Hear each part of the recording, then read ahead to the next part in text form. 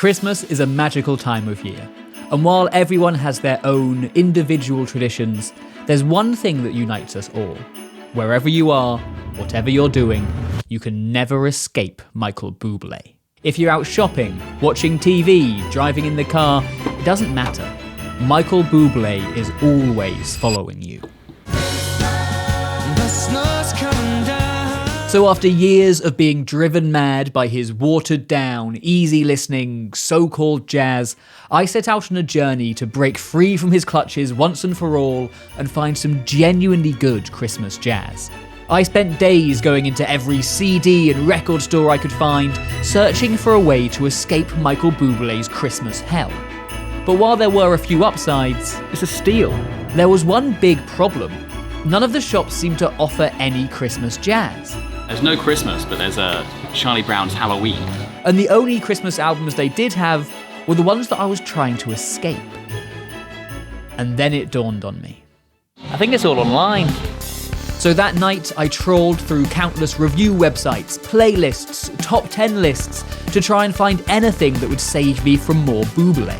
And after hours of searching and discovering things in the depths of Reddit that no human should ever see, I eventually came out with a list of 13 instrumental Christmas jazz albums. Surely one of these would satisfy my urge for warm, comforting Christmas music that also had some serious jazz substance. I prepared myself for a long night of Christmas music the only way possible, with mince pies and hot chocolate. And seeing as I wanted some straight-ahead jazz with some substance, I dove into Wynton Marsalis's Crescent City Christmas Card. After all, there are few people that like straight-ahead playing quite as much as him.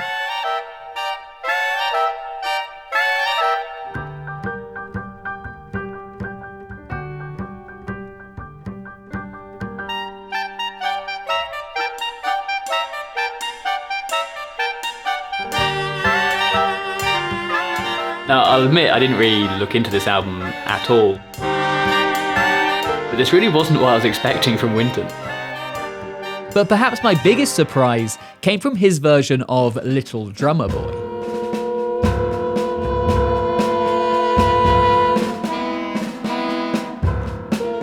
This is definitely the creepiest version of Little Drummer Boy I think I've ever heard. It's the little drummer boy that sneaks into your house at midnight and steals all your food.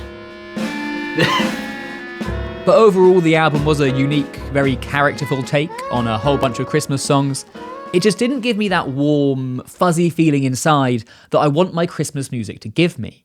I mean, my favourite tunes on it were Winter Wonderland and God Rest You Merry Gentlemen, and they were just straight-ahead jazz. And I know that's what I asked for, but if you just heard the solos, you wouldn't have known it was a Christmas album. I mean, this is cool, but it kind of has stopped feeling like a Christmas album, you know? And as I went deeper into my list, listening to Oscar Peterson, Eddie Higgins, Joey DeFrancesco and Ramsey Lewis, I realised this was a pretty huge flaw in my plan. I mean, don't get me wrong, there is so much genuinely killer playing on those albums, and there are some moments which are super Christmassy.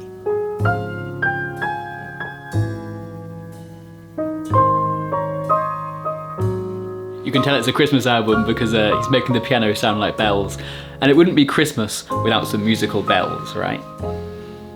But when you get to long solos, and all of these cats do play some really long solos, it kind of stops feeling like Christmas music, and for me, it's a bit of a deal breaker. But I'm not one to get disheartened quite so easily, so I turned to an album that I thought was going to be a highlight of my list, Jimmy Smith's Christmas Cookin'. When I first got into jazz, I was really into Jimmy Smith and Stanley Turrentine and all of that like soul-y vibe. And I really loved how warm his sound was and just how much soul there was in his playing, really. Pretty excited to check out this Christmas album. Fingers crossed it will have that same energy and soulful playing that I fell in love with all those years ago.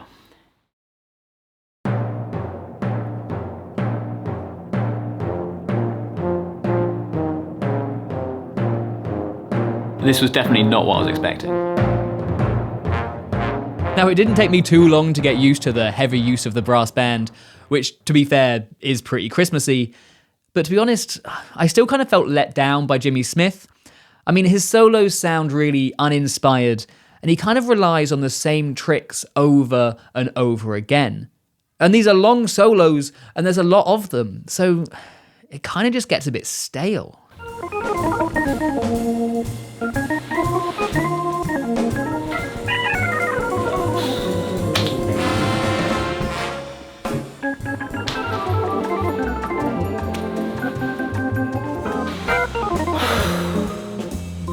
I'm pretty sure he just wanted to get out of the studio and get that paycheck as quickly as possible. And Kenny Burrell's album kind of had a similar issue for me.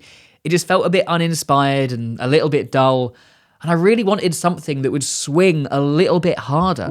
So with a heavy heart, I gave up for the night. 7 albums down, and not a single one that had satisfied my desire for Christmas music that feels Christmassy throughout, while also having some jazz substance. And as I climbed into bed, the last thing I heard from next door was...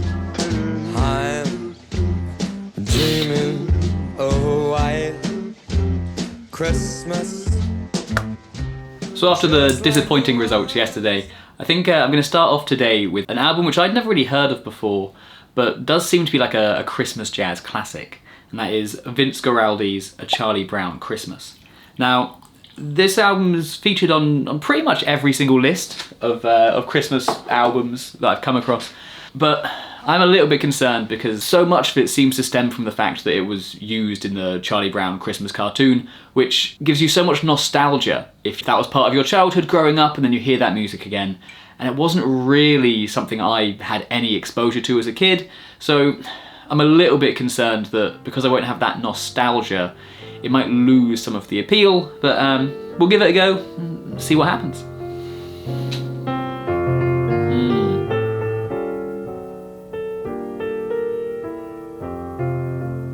Now this is Christmas. But once again, as Vince Guaraldi got into his soloing, the Christmas vibe started to slip away. That is, until Little Drummer Boy.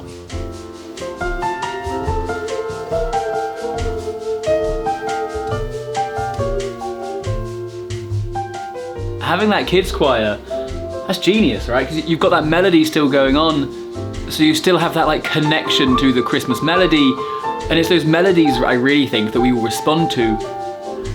That keeps the Christmas vibe, man. And even on his original compositions, Guaraldi is really able to keep that Christmas vibe.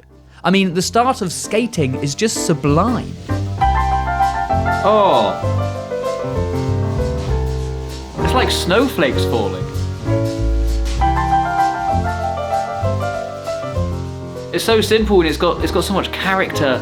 It really evokes that wintry Christmas feeling. Oh. And in the Christmas song, there's this warm, intimate feeling, like you're sat around the fire with your friends and Vince Guaraldi just happens to be in the corner playing piano for you.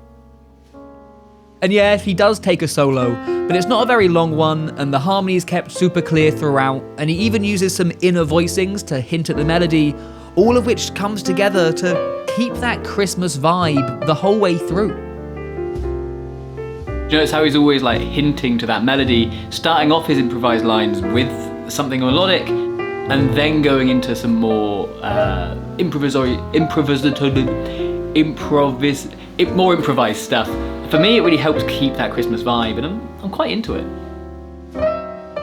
I guess as I'm gonna wait for the train to go past, because that train is really not going to be good for the audio. So, Merry Christmas, I guess, Mr. Train Company.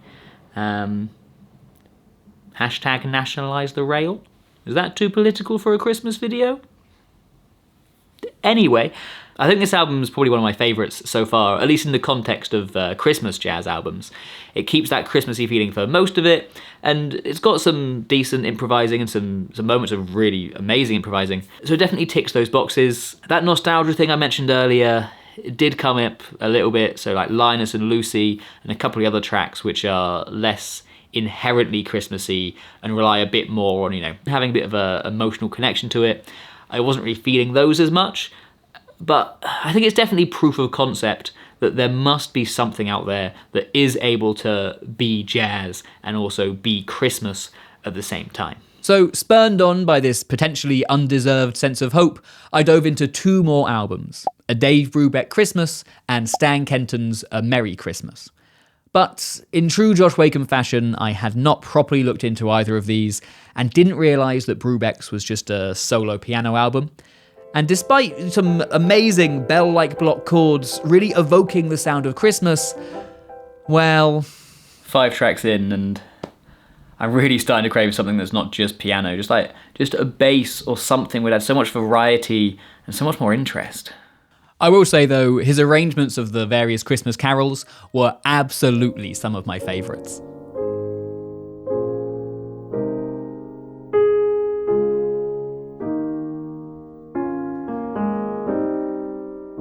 I'm not sure if it's just like my own personal background, going to church when I was growing up or anything like that. But although Dave Brubeck's steering into these more classical stylings, it still fills me at least with this seasonal warmth. It still feels very Christmassy. It does open up the question of, is it jazz though? And therefore, does it actually fit what I was looking for out of any of these albums? I mean, don't get me wrong, it does make me feel very Christmassy in a way I wasn't expecting any of these albums to do, but I'm not just sure it quite fits the bill of what I was actually looking for. And Stan Kenton's album kind of suffered from the same issue. I love how warm and brass bandy this whole album is. Brass bands to me at least feel inherently Christmassy and it's really well arranged, but we're 8 tracks in and there hasn't really been any swinging improvising yet. And I know I was criticising the albums the other day for having too long solos, but there's got to be a sweet spot between having that Christmassy feeling and having some improvising, right? And I think Vince Guaraldi, he was the closest we've got so far, but it still wasn't quite there for me. And the album's got to be out there somewhere.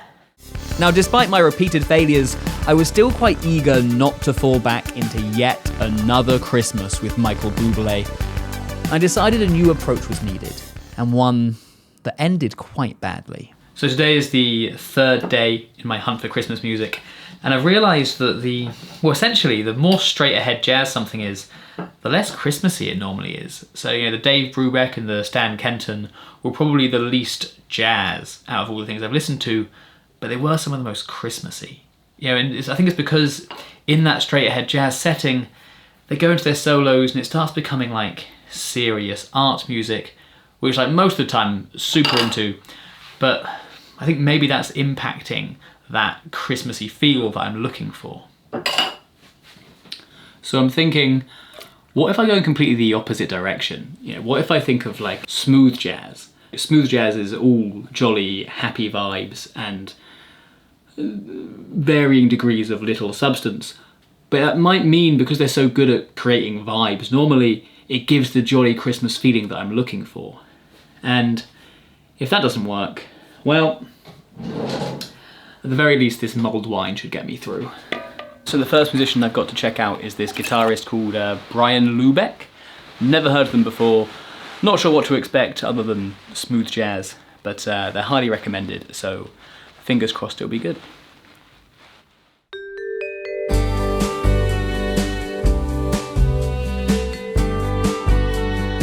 This may have been a mistake.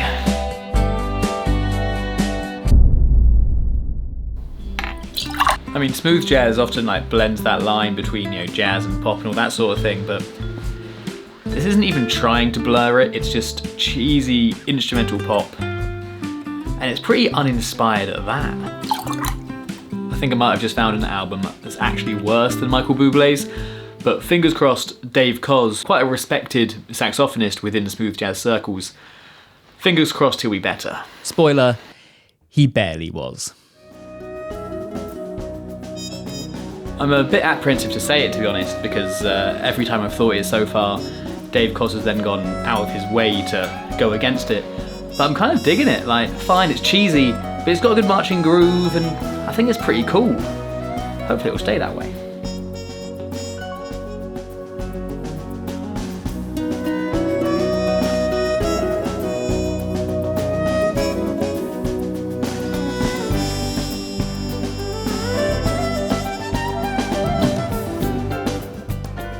No, once again, Dave Koz has ruined it for me. Now, I'm not sure if it was the mulled wine, the fact it was 2 a.m, or perhaps it was Stockholm Syndrome setting in after 2 hours of listening to smooth jazz. But at this point, I decided to check out another highly recommended album, Kenny G's Faith.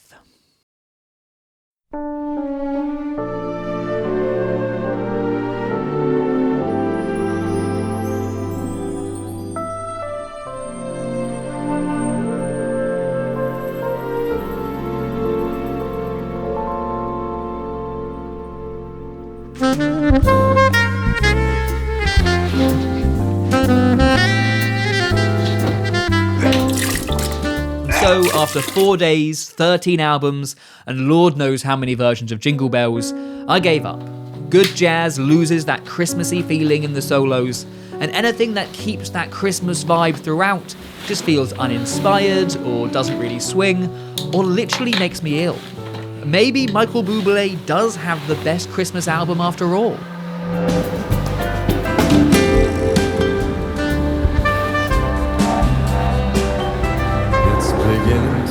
No, I could not give in. There must be a good Christmas album out there. I think I've just worked out that larger ensembles might actually solve most of the problems I'm facing. Larger ensembles means that musicians can play backings during other people's solos, which might be able to keep that Christmassy sort of vibe. And even if it doesn't, well, people typically take shorter solos anyway, and if there's a larger group. And I've just found this quite modern album, only 2015, by the Count Basie Orchestra, a very swinging, bassy Christmas. Admittedly, not the best album title in the world, but hopefully it will solve the issues. And just like that, my prayers were answered. From the first note, I knew this album would be the one. You got the rhythmic pedals, the boisterous trumpets, not shying away from the, quite frankly, cheesy Jingle Bells melody, but injecting it with so much swing. And then using that melody as the basis for the solis, so even the new material keeps that warm Christmas feeling. It's genius. And one thing I hadn't considered was the larger ensemble giving the whole album a bit more of a social feel, which itself is inherently Christmassy. Now, I don't know if that's just for me, or if it's a byproduct of Michael Bublé's aggressive marketing team, but either way, it added another layer to the album for me. And it also allows for so many arrangement options. I mean, listen to the really warm, lush brass pads underneath the melody for Silent Night.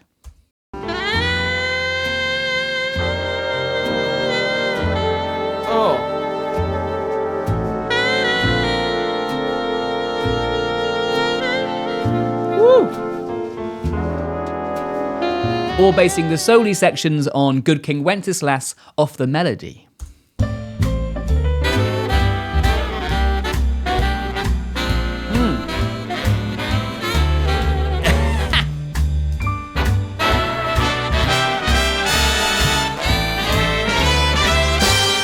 I'd forgotten to turn the camera on earlier, but check out this version of Little Drummer Boy. It's absolutely mad.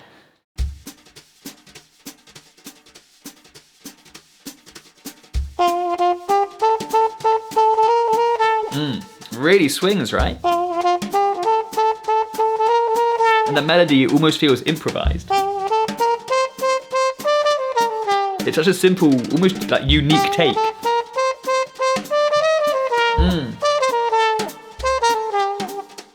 Now, I'm sure that for some people this album might be a little bit too cheesy, but for me personally, it's the perfect mix of killer swing feel, great playing, great arrangements, and just enough tongue-in-cheek cheese to really bring Christmas to life. And hopefully it means I'll be able to avoid Michael Bublé, at least until next year. This is Michael Bublé, wishing you a very Merry Christmas.